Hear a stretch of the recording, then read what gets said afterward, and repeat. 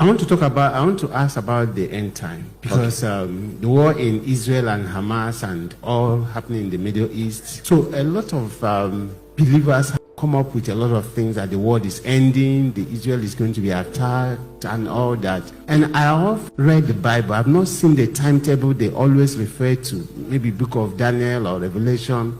This will happen, this will happen, this will happen. So I want to confirm if you have read such thing. And even me, I have not seen that timetable. I'm telling you, I'm looking for that timetable.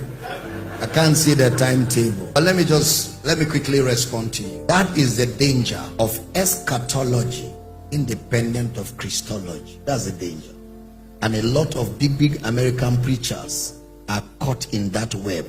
And they are the proponents of that nonsense. It's total rubbish. They are caught in it because many of their Bible schools, they do eschatology without Christology. And when you are doing eschatology without Christology, you must have a landing ground. See, every branch of theology must have a landing ground. If there's no landing ground, your theology will not go home. It will be lost. So you must have a landing ground. So since they don't know Christ as the explanation of all things, they now use Israel as the explanation of all things, without understanding that there's no more Jew or Gentile, that Jesus has ended the importance of Israel. Israel now is not an important nation in the scheme of God's plan, because Jesus ended it. They were used in the Old Testament as a pattern, because Jesus couldn't have landed everywhere.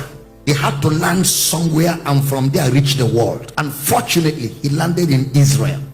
So Israel became the pattern tribe that God used in his example to speak his plan to the world. But Israel didn't embrace him. So when he was through with them, he shut the door and opened to the Gentiles who embraced him. So there's no more Israel as an important nation in the plan of God. So if their theology, their eschatology had landed on Christology, that calendar, they will not use it. That Israel as a sign of the end time, they will not use it. I don't know if you understand. So that's why they emphasize it. But they forget that Jesus died for the Palestinians, died for the Israelites, died for all. And there are even more Christians in Palestine than in Israel. So if there's anybody the church should support to win the war, is Palestine. Now, I'm not saying support Palestine. I'm just doing an illustration here so that third world war will not start here. But did you get the point we're making here? Because there are more Christians in Palestine than in Israel. The Jews are so blind. They are still waiting for the Messiah, and it's too bad for them because they know where Jesus was born. That's the building block. They know where he was born. They have his history. And they don't see, it's you people that take Jesus serious. In Israel, they don't take him serious. All these people that go to Israel for pilgrimage and they take them around, is because Israel as a nation has discovered a means of making money. It's not that they are interested in Jesus, but they are using Jesus for economic benefit as tourism in their country. That oil you go and carry, they don't use it as an important thing. They use it as a cultural thing. Even the tomb where they take people to as the tomb of Jesus is not the tomb. Nobody knows where the tomb is, because Israel was scattered. They were scattered for years. Nobody was home. So all their landmarks were destroyed.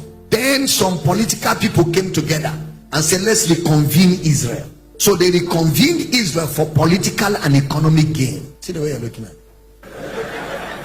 So even that Israel that people are going now, it's not the real Israel. It's not the real Israel.